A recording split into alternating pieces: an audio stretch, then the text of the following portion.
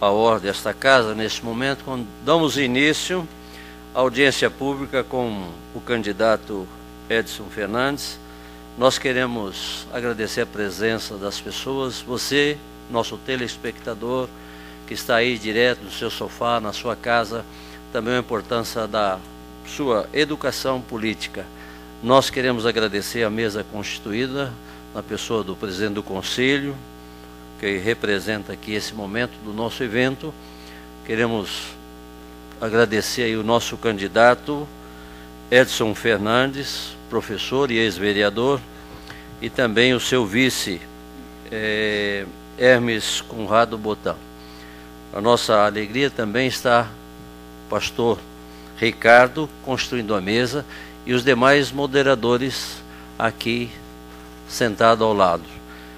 Se há alguém da mídia, nós agradecemos a presença, agradecemos também os jornais da nossa cidade que tornaram a possibilidade de lançando algumas informações sobre este evento.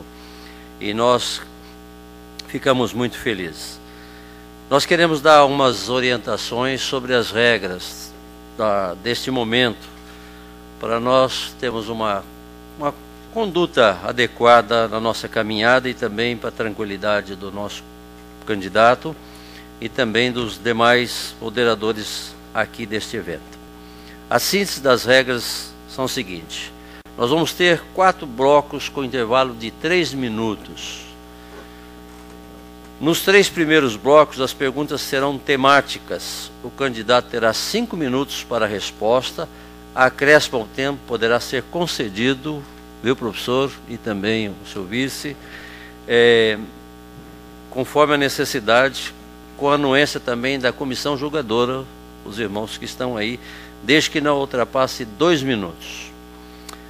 Terceira coisa, no 4º bloco, perguntas do plenário deverão ser feitas. Então, nós temos aqui, está naquela mesa, na entrada do corredor lá, nós temos este folheto, você poderá se dirigir lá e pegar e fazer a sua pergunta. Até recomendamos, não faça perguntas antes da caminhada e das respostas que o candidato vai estar já se manifestando, porque de repente você vai fazer uma pergunta que já está respondida e aqui a mesa julgadora aqui não vai passar a sua pergunta. Então ouça primeiro as respostas para acrescentar coisas novas na sua participação. Então nesse quarto bloco, o número de perguntas será condicionado ao tempo disponível, então, na nossa caminhada. Somente o candidato ao Poder Executivo e o seu candidato a vice responderá às perguntas e nos limites de tempo estabelecido. É terminantemente proibido a intervenção de assessores e candidatos ao Poder Legislativo durante o tempo de bloco, exceto no intervalo do nosso programa, que teremos cada bloco uma oportunidade de intervalo de 3 minutos. Não será permitida também a manifestação do plenário durante a audiência pública, exceto através de palmas ao final de cada bloco. É proibido usar de charangas, apitos, gritos ou quaisquer outros aparatos ou atos que desvirtuem o caráter de seriedade, responsabilidade e organização do evento. Isso também para o bem, porque senão há manifestações, o candidato a vice e a prefeito falando e as pessoas se manifestando. Nós queremos também agradecer aqui à Câmara Municipal a oportunidade que foi dada através do senhor Severo para usarmos esse expediente. Queremos agradecer também ao comandante do destacamento da Polícia Militar de Lençóis Paulista, porque foi comunicado este evento também, para que estejam alertas. Também agradecemos a excelentíssima senhora Ana Lúcia Aiello, digníssima juíza eleitoral. Também estamos aqui para que todos tomem ciência, totalmente legalizados com esse evento. É uma das primeiras experiências que o Conselho de Pastor está se envolvendo, e nós queremos no futuro estar fazendo coisas melhores, e futuramente, quem sabe, seremos o primeiro a provocar um debate aqui, depois de também estarmos esclarecidos, né, em toda a nossa caminhada. Nós queremos trazer assim uma palavra a todos os presentes. No livro de Juízes, no capítulo 9, versículos 7 a 21, Jotão conta uma parábola das árvores, e eu quero só dar antes de ler o texto, um acontecimento, o que é que acontece aqui, para que todos tenham o entendimento. Gideão teve 70 filhos, e um filho bastardo chamado Abimeleque, com uma das suas servas. E como Gideão não quis ser rei de Israel, e veio a falecer, esse seu filho, pelo seu carisma, um belo jovem, ele conseguiu contatar alguns vadios, bandidos, punhado de pessoas pelas ruas, e foi uma visita à casa do seu pai e matou os seus 70 irmãos, porque ele queria ser o único herdeiro do trono de Israel. Então aqui começa a história do nosso texto bíblico. Jotão, tendo sido avisado disso, foi e, pondo-se no cume do monte Gerizim, levantou a voz e clamou, dizendo: Ouvi-me a mim, cidadãos de Siquém, para que Deus vos ouça a vós. Foram uma vez as árvores a ungir para si um rei, e disseram à oliveira: Reina tu sobre nós. Mas a oliveira lhe respondeu: Deixaria eu a minha gordura, que Deus e os homens em mim prezam, para ir balouçar ou estar sobre as outras árvores? Então disseram as árvores à figueira: Vem tu e reina sobre nós. Mas a figueira lhes respondeu: Deixaria eu a minha doçura e o meu fruto para ir também balouçar ou estar sobre as árvores? E disseram então as árvores à videira: Vem tu e reina sobre nós. Mas a videira lhes respondeu: Deixaria eu o meu mosto, que alegra a Deus e aos homens, para ir balouçar sobre as árvores? Então todas as árvores disseram ao espinheiro: Vem tu e reina sobre nós. O espinheiro, porém, respondeu às árvores: Se de boa fé me ungis por vosso rei, vinde e refugiai-vos debaixo da minha sombra. Mas se não, saia fogo do espinheiro e devore os cedros do Líbano. Agora, pois, se de boa fé e com retidão procedestes, construindo o rei Abimeleque, se bem fizeste para com Jereboal e para com a sua casa, e se com ele usaste conforme o merecimento das suas mãos. Porque meu pai pelejou por vós, desprezando a própria vida, e vos livrou da mão de Midian. Porém vós hoje vos levantaste contra a casa de meu pai, e mataste os seus filhos, 70 homens, sobre uma só pedra. E Abimeleque, filho da sua serva, fizeste reinar sobre os cidadãos de Siquém, porque é vosso irmão. Se de boa fé e com retidão procedestes hoje para com Jereboal e para com a sua casa, alegrai-vos em Abimeleque, e também ele se alegre em vós. Mas se não, saia fogo de Abimeleque, e devore os cidadãos de Siquém e de Bet-Milo, e saia fogo dos cidadãos de Siquém e de Bet-Milo, e devore Abimeleque. Então fugiu para Beer, e ali habitou por medo de Abimeleque, seu irmão. Jotão foi o único sobrevivente, o mais jovem, que fugiu. Então, eu queria só uma palavra agora aplicando isso. Liderando o governo do modo de Deus. Tá? Embora Gideão tenha sabiamente se recusado a servir como rei de Israel após a sua morte, e seu filho Abimeleque contratou assassinos para matar os seus irmãos, na esperança de conquistar o poder somente para si. O seu irmão mais novo, Jotão, que escapara, subiu então ao monte Gerizim e profetizou que um reino fundamentado sobre o pecado e o engano e a violência seria esmagado em pouco tempo.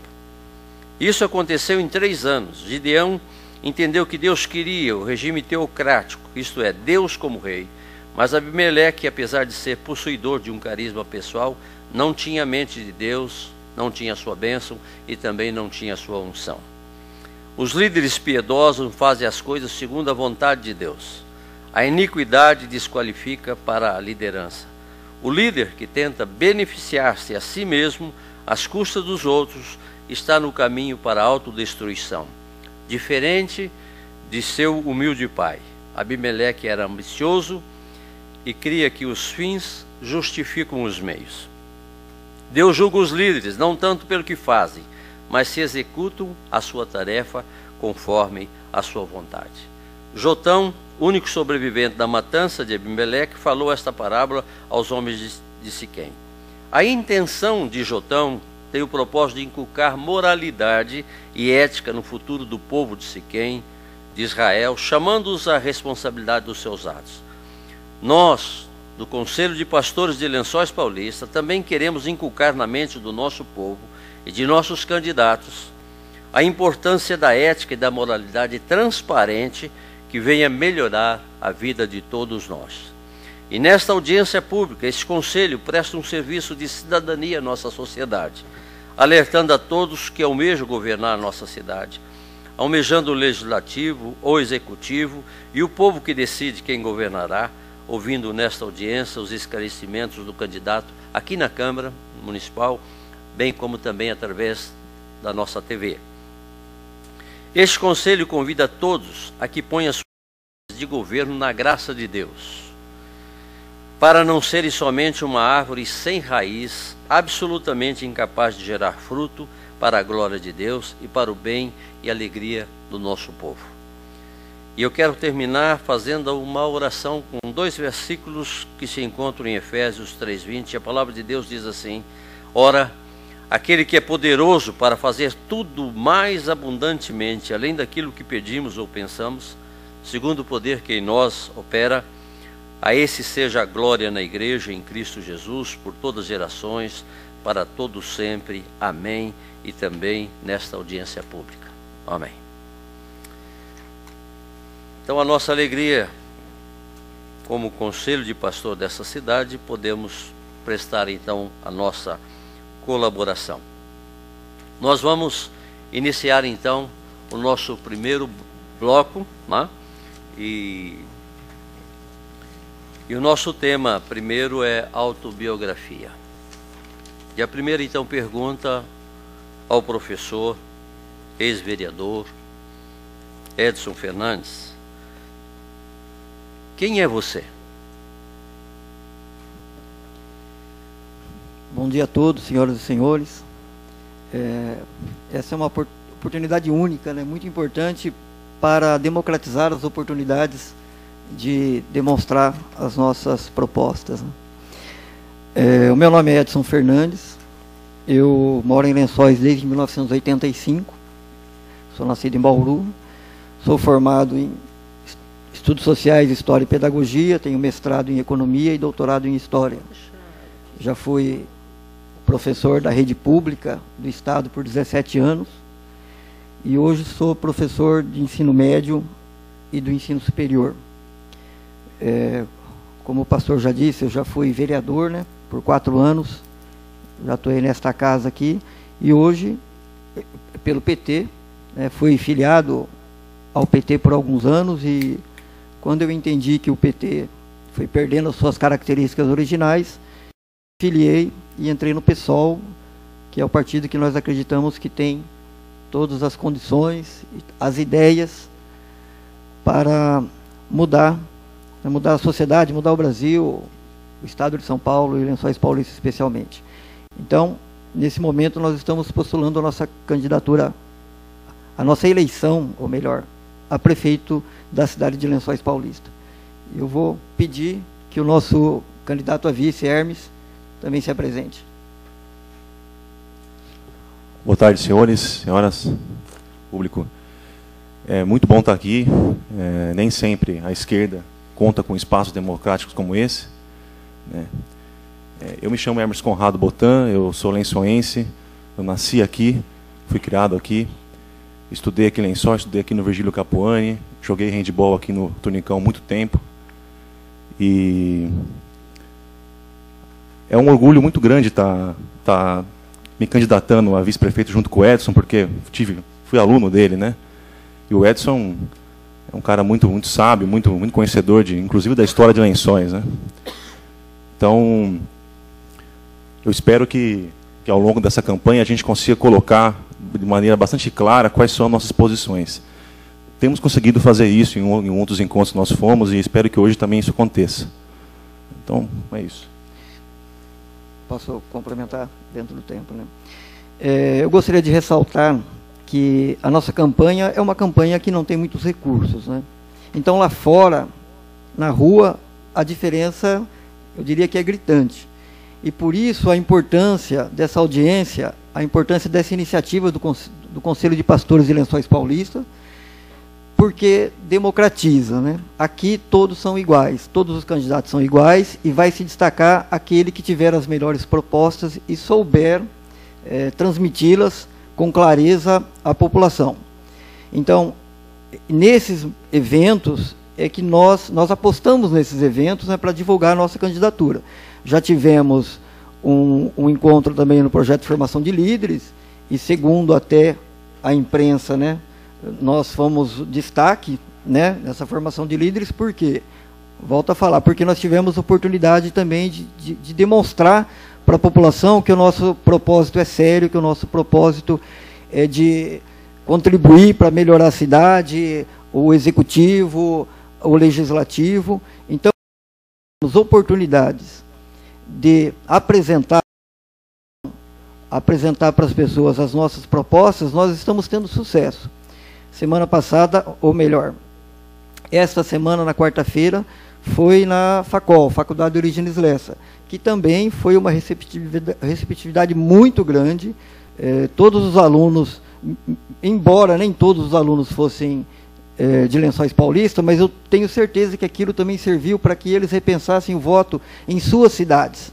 E lá nós temos alunos de Macatuba, São Manuel, Bauru, Igaraçu do Tietê, Barra Bonita, Pederneiras e tal. Então, eu penso que aquele nosso bate-papo, né, foi importante para o crescimento político, né, de cada um. Até porque a nossa proposta não é simplesmente nos candidatarmos e ganhar a eleição. A nossa proposta também é incentivar o debate, é fazer com que as pessoas passem a ver outros aspectos da vida política. E se nós conseguirmos isso, já teremos atingido o nosso objetivo.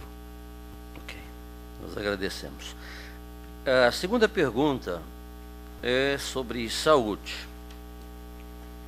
Qual a sua análise da atual situação da saúde pública municipal no que tange ao atendimento hospitalar, programa da saúde da família e unidades básicas de saúde, as quais as suas propostas para sanar essas demandas na cidade de Lençóis Paulista? Bom, tudo que nós falarmos aqui, eu quero deixar claro que está embasado em estudos, embasado em dados, inclusive oficiais. Nós, do PSOL, somos contra a terceirização da saúde. Nós somos contra entregar a saúde para iniciativa privada. Há estudos do Tribunal de Contas, há relatórios do Tribunal de Contas do Estado, que aponta que quando os hospitais são administrados diretamente pelo poder público, a situação é bem melhor. Então, só para vocês terem uma ideia, e depois eu tenho o link aonde nós pegamos esses dados aqui, que os hospitais geridos pela iniciativa particular têm um mais alto, os doentes ficam mais tempo sozinhos nos leitos, a taxa de mortalidade geral é maior, e nos hospitais geridos pela iniciativa privada, a diferença de salário entre a chefia e o trabalhador de níveis mais inferiores na hierarquia, a diferença é muito maior do que nos hospitais geridos pelo poder público. Então, isso aí não sou eu, Edson, que acho, o Hermes que acha, ou o pessoal que acha, isso é um relatório do Tribunal de Contas do Estado. Então, que é o tribunal que encarregado de verificar essas contas aí, né? Então, nós, na nossa proposta, nós vamos municipalizar o atendimento da saúde. O hospital vai ser gerido pelo poder público. Outra coisa, no site do Ministério da Saúde há informação de que, com relação à cobertura da saúde, da equipe da saúde da família de Lençóis, apenas 39% de cobertura da população. Ou seja, 61% da população não tem a cobertura das equipes de saúde da família. O que nós pretendemos é no mínimo, duplicar esse índice, né, de 39% para 78%, para 80%. E nós temos 7 equipes, segundo o relatório do Ministério da Saúde. Nós temos 7 equipes que cobrem 39% da população. Então, a nossa proposta é essa, é municipalizar o serviço, passar para iniciativa pública, até por conta desses dados aqui que eu apontei, e ampliar a cobertura da saúde da família, pelo menos dobrar esse índice. Para complementar, nossas propostas são sempre permeadas por 2 conceitos centrais, né? Nós consideramos centrais, que é a democracia direta e o mandato popular, né? Então, numa situação onde nós teríamos um hospital municipalizado, porque além do Tribunal de Contas estar demonstrando cientificamente que esses hospitais são mais eficientes, nós também iríamos abrir as contas do hospital, assim como qualquer ente público, será feito isso, né? Vamos abrir as contas para que todo mundo saiba como é gasto o dinheiro, né? Eu acho curioso por que isso não acontece. Na verdade, todo mundo sabe por quê, né? Então, é sempre assim. Então, o hospital passará a ser gerido pela prefeitura e pela sociedade civil, né? Através de assembleias, audiências públicas, tudo que for necessário. Porque as pessoas precisam começar a participar da política, da gestão pública. Então, no governo do PSOL, a saúde, vamos lutar para isso, né? Vamos municipalizar a saúde e as contas serão abertas para consulta e sugestões, né? Lembrando que a saúde não pode ser objeto de mercado, né? Não pode visar simplesmente a lucro. E se você joga para a iniciativa privada vive de lucro, né? O foco deles é lucro. E se passa para o poder público, em tese, o objetivo final não é o lucro, e não seria o caso, e no nosso caso não será o lucro. O objetivo é fazer um atendimento sério, um atendimento humano, um atendimento honesto até, né, com o cidadão. Então, o foco não é o lucro é o foco da iniciativa privada. E a saúde não pode ser objeto de comércio, não pode ser objeto das leis de mercado. Obrigado. A nossa terceira pergunta, do primeiro bloco, sobre educação. Qual a sua análise sobre o atual sistema educacional no município de Lençóis Paulista e qual a sua proposta para o atendimento das demandas de vagas em creches e escolas, transporte e merenda escolar e da melhoria da qualidade do ensino? Falando de modo geral, o índice do IDEB da educação de Lençóis está em torno de 6%, 6,5% na verdade, né? Ou melhor, nota 6,5%, né? E está havendo uma propaganda aí muito grande dizendo que melhorou bastante. Eu discordo. Eu penso que o grupo político que está hoje no poder aqui em Lençóis há 12 anos, eu acho que um índice de 6,5% é muito pouco. É como se o filho da gente chegasse em casa e falar: pai, mãe, eu tirei 6,5% na prova, né? Eu penso que os pais não ficariam contentes do filho ter tirado 6,5%. E as nossas crianças estão tirando, na média, nota 6,5%. Eu ouço muita reclamação de professores e trabalhadores da educação. Eu falo isso muito tranquilamente, porque eu sou professor, né? Todos sabem, e eu tenho contato com professores de todas as redes, municipal, particular e estadual, e a reclamação é geral. As condições de trabalho são muito ruins. É uma carga extensa, e quem conhece a realidade do professor sabe que o professor ele tem um trabalho, uma especificidade no trabalho, porque ele não tem trabalho só na escola. Ele vai para casa, fim de semana, ele tem que corrigir prova, preparar aula e tal. E até é uma coisa até interessante, que já foi apontada por alguns educadores e alguns pesquisadores. Se o professor vai passear, ou vai no cinema, ele vai estar na sua hora de folga, mesmo no cinema, ele está pensando numa maneira se aquele filme pode ser utilizado na sala de aula. Quer dizer, ele trabalha praticamente o tempo que ele está acordado, ele está pensando na educação. Então, isso é uma realidade que a gente não pode esconder e não pode fugir. O que acontece em Lençóis? Em Lençóis acontece a utilização de sistema apostilado. Eu conheço o sistema apostilado, inclusive trabalho em escola particular, eu trabalho com esse sistema e eu posso falar assim de uma maneira bastante tranquila que não é o ideal para a rede pública de saúde. Porque esses sistemas são comprados de grandes redes, essas redes que formam essas apostilas.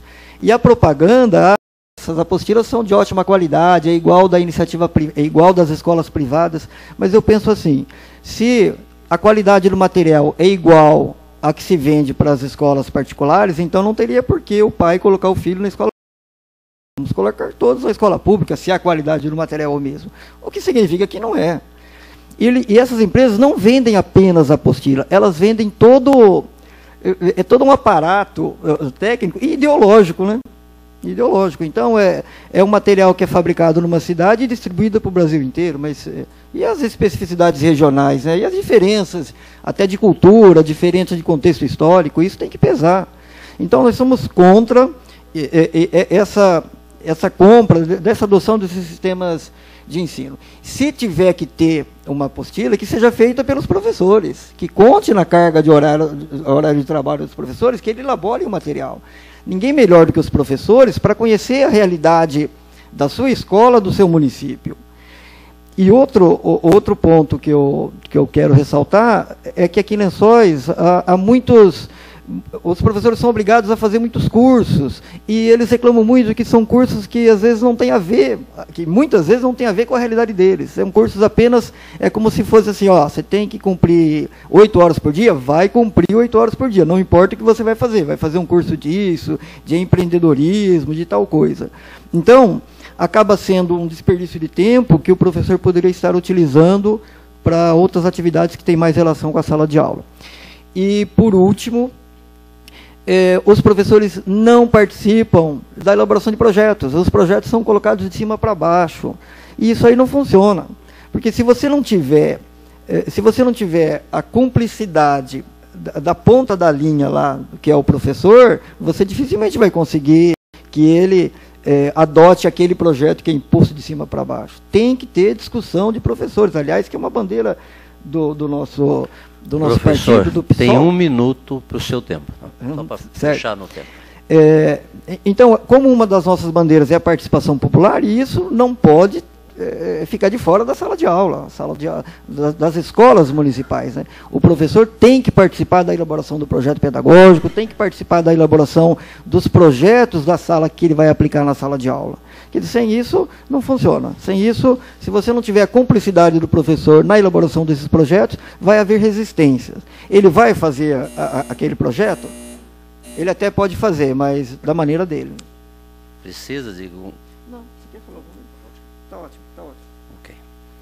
Nós vamos então para a nossa quarta pergunta do primeiro bloco. Sobre meio ambiente e sustentabilidade. Considerando a preocupação mundial com o meio ambiente e sustentabilidade, qual é a sua proposta para a diminuição da poluição e assoreamento dos rios, de odores e de desmatamento da mata ciliar, e quais suas propostas de incentivo para a coleta seletiva de lixo? A questão de um mês atrás, nós assinamos digamos assim, um manifesto, um protocolo, que está correndo aí o Brasil e está direcionado aos candidatos ao Poder Executivo. E nesse protocolo nós nos comprometemos a proibir queima de cana na cidade. Algumas cidades já proíbem. A região de Piracicaba, até a última vez que eu acompanhei o caso, estava proibida a queima de cana, principalmente numa época dessa, né? Proibir a pulverização de defensivos agrícolas e de agrotóxicos, né, pulverização aérea. E a nossa proposta é banir alguns agrotóxicos que já são proibidos em diversos países, em dezenas de países. Então, tem